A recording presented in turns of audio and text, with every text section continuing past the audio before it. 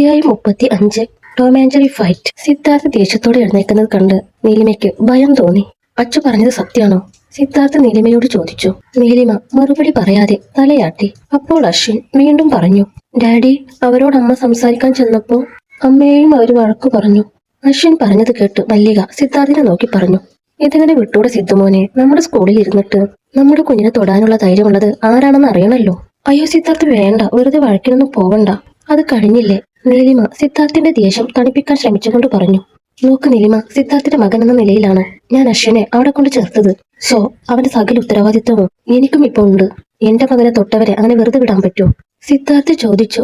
സിദ്ധാർത്ഥ അശ്വിനെ നോക്കി എന്റെ മോനെന്ന് പറഞ്ഞത് നീലിമയ്ക്ക് വളരെ ഇഷ്ടമായി. സിദ്ധാർത്ഥ്, ഇപ്പോ നിങ്ങൾ അവിടെ വഴക്കിന് പോയാൽ അത് അശ്വിനെ ബാധിക്കില്ലേ? അശ്വിൻ പറഞ്ഞതൊക്കെ സത്യം തന്നെയാണ്. ഇല്ലെന്ന് ഞാൻ പറയുന്നില്ല.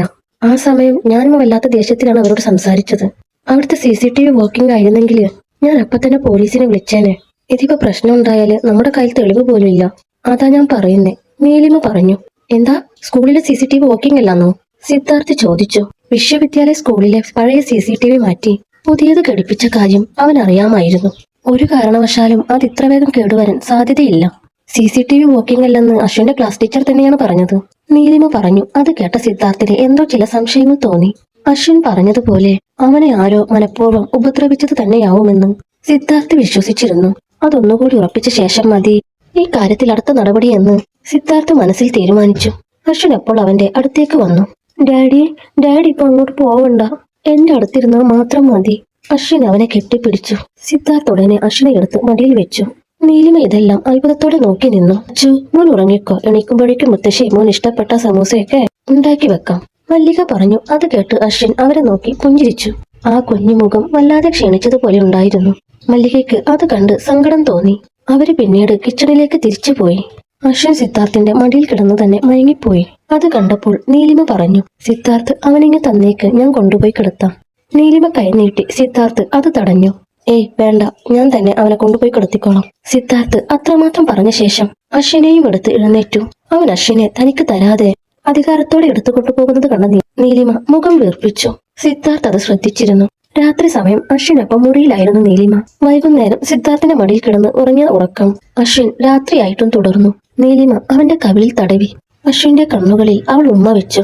എന്റെ മോനായി പിറന്നത് കൊണ്ടാണ് നിന്നെ ആ രശ്മികയ്ക്കും മറ്റാർക്കും ഇഷ്ടമല്ലാത്തത്. പാവം, നീലിമ അവനെ കെട്ടിപ്പിടിച്ചുകൊണ്ട് പറഞ്ഞു. അതുവഴി മുറിയിലേക്ക് പോകുകയായിരുന്ന സിദ്ധാർത്ഥ് അത് കേട്ട് നീലിമയുടെ മുറിക്ക് മുന്നിൽ വന്നു നിന്നു. നീലിമ അവനെ കണ്ടില്ല. അച്ചോ, നീ അമ്മയോട് ക്ഷമിക്കടാ. എന്തെങ്കിലും വഴി ഉണ്ടായിരുന്നെങ്കിൽ നിന്നെ ഞാൻ അവരുടെ ഇടയിൽ നിന്നൊക്കെ രക്ഷിച്ചേനെ. ഒരു തെറ്റും ചെയ്യാത്ത എന്റെ മോനെ എല്ലാവരും കൂടി ഇങ്ങനെ വേദനിപ്പിക്കുന്നത് കാണാൻ അമ്മയ്ക്ക് വയ്യ.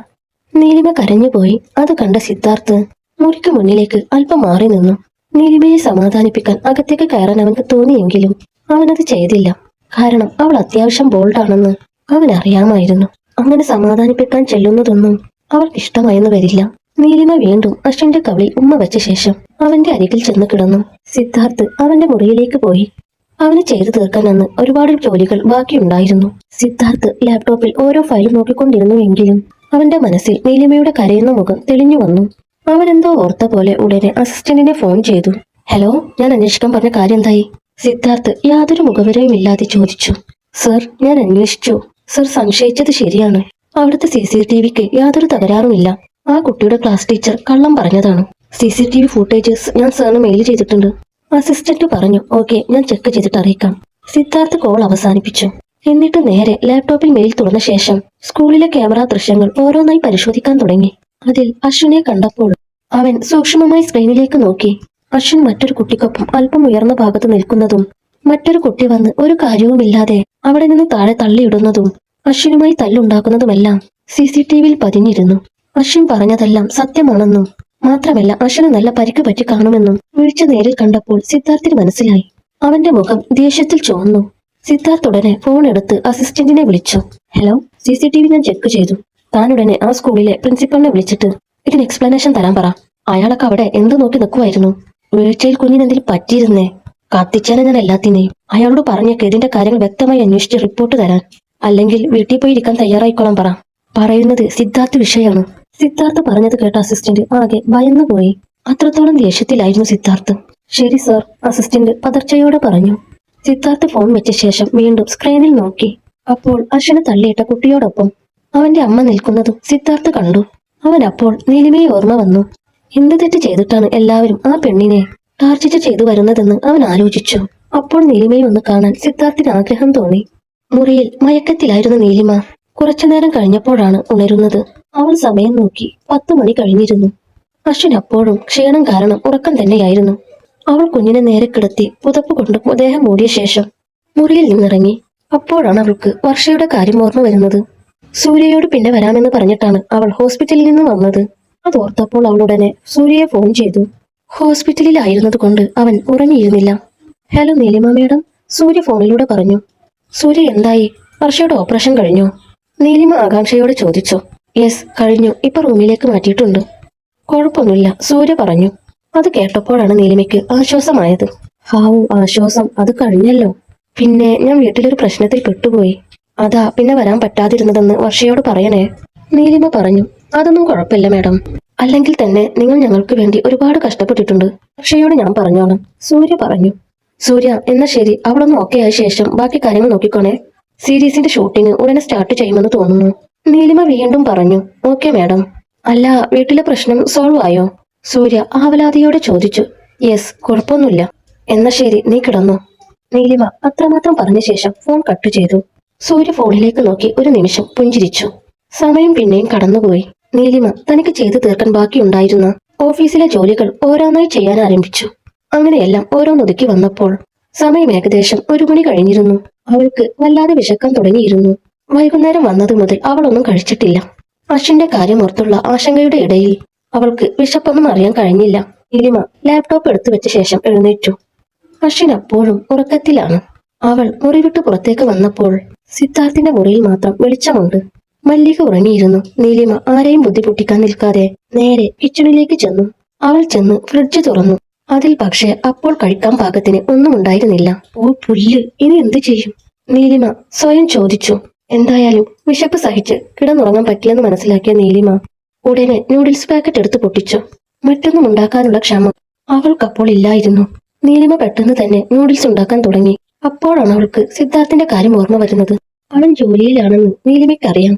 അങ്ങോരോട് ചെന്ന് നൂഡിൽസ് വേണമെന്ന് ചോദിച്ചാലോ? അല്ലേലും വേണ്ട, ഏതു നേരാണ് ദേഷ്യം വരുന്നതെന്ന് പറയാൻ പറ്റില്ല. നീലിമ സ്വയം പറഞ്ഞു. അപ്പോൾ അവളെ കാണാൻ തോന്നിയതുകൊണ്ട് പുറത്തേക്ക് വന്ന സിദ്ധാർത്ഥ് നേരെ കിച്ചണിലേക്ക് കയറി വന്നു.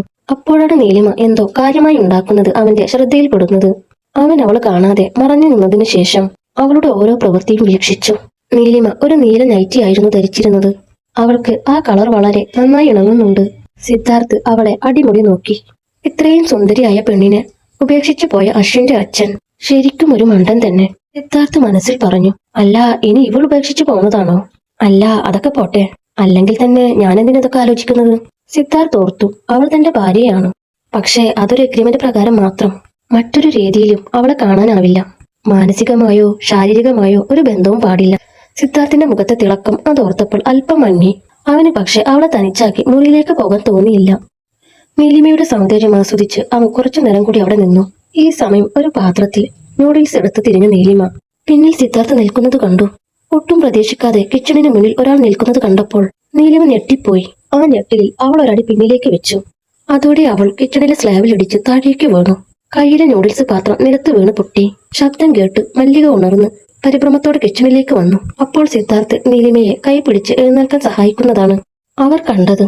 അവരുടനെ ചെറുപുഞ്ചിരിയോടെ അതൊന്നും കാണാത്ത പോലെ അവിടെ നിന്നും മുറിയിലേക്ക് മടങ്ങി. നീലിമ എഴുന്നേറ്റ് നിന്നു. ഉണ്ടക്കണം വെച്ച് മറ്റുള്ളവരെ പേടിപ്പിക്കാനൊക്കെ അറിയാലോ. നിലത്ത് നോക്കി മര്യാദക്ക് നടക്കാൻ അറിയില്ലേ നിനക്ക്? സിദ്ധാർത്ഥ് ചോദിച്ചു. നീലിമ അതിന് മറുപടി പറയാതെ അവനെ നോക്കി. അപ്പോഴാണ് പാത്രം പൊട്ടിയ ചില്ലുകൊണ്ട് അവളുടെ കൈ മുറിഞ്ഞത് സിദ്ധാർത്ഥ് ശ്രദ്ധിക്കുന്നത്. നീ വന്നേ. സിദ്ധാർത്ഥ നീലിമയുടെ കൈ പിടിച്ച് ഹോളിലേക്ക് കൊണ്ടുപോയി. എന്നിട്ട് മുറിവ് മരുന്ന് വെച്ച് കെട്ടിക്കൊണ്ട് പറഞ്ഞു. ഇതിപ്പോ എത്രാമത്തെ തവണയാണ്? നിന്റെ വിചാരം എന്താ? കൊച്ചു കുഞ്ഞാണോ നീ? ഇതുപോലെ ശ്രദ്ധയില്ലാതെ ഓരോ കാര്യം ചെയ്യുന്നത് എന്തിനാണ്? സിദ്ധാർത്ഥ് ചോദിച്ചു. പറയുന്നത് കേട്ടാ തോന്നുമല്ലോ ഞാൻ മനഃപൂർവ്വം വീണതാണെന്ന്. നിങ്ങളോട് എന്റെ പിന്നിൽ വന്ന് നിൽക്കാൻ ആരാ പറഞ്ഞേ? അതുകൊണ്ടല്ലേ ഞാൻ വീണത്? നീലിമ ചോദിച്ചു. നാക്കിന് മാത്രം ഒരു കുഴപ്പമില്ലല്ലോ. അതു മതി. മര്യാദക്ക് ഓരോ കാര്യം ശ്രദ്ധിച്ച് ചെയ്യാൻ നോക്ക്. ഇനിയെങ്കിലും എല്ലായ്പ്പോഴും വന്ന് എനിക്ക് മരുന്ന് വെച്ച് തരാൻ പറ്റില്ല.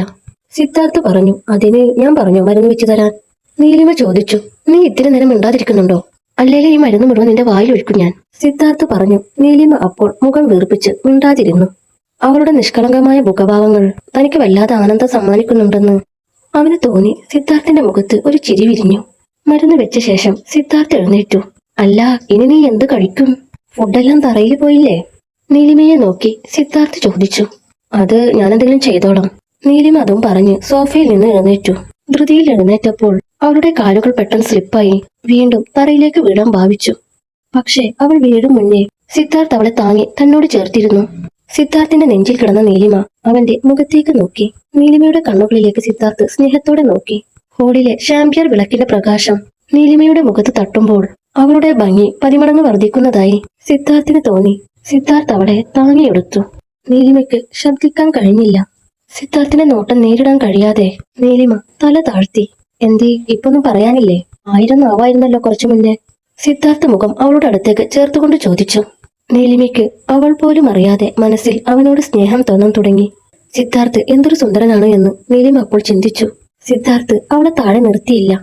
അവൻ നേരെ അവളെയും കൊണ്ട് മുകളിലേക്ക് നടന്നു. നീലിമ അവന്റെ മുഖം നോക്കി നിൽക്കുകയായിരുന്നു. മുകളിലെത്തിയപ്പോൾ സിദ്ധാർത്ഥ് അവളെ താഴെ നിർത്തി. നോക്കി നടന്നില്ലേ വീഴും, അതാ നിന്നോട് ഞാൻ നേരത്തെ പറഞ്ഞത്. ആകാശത്ത് നോക്കി നടക്കരുതെന്ന് സിദ്ധാർത്ഥ് പറഞ്ഞു. അപ്പോഴാണ് നീലിമയ്ക്ക് പരിസരബോധം വന്നത്. അവൾ ഉടനെ സിദ്ധാർത്ഥിന്റെ അരികിൽ നിന്ന് മാറാൻ ശ്രമിച്ചു.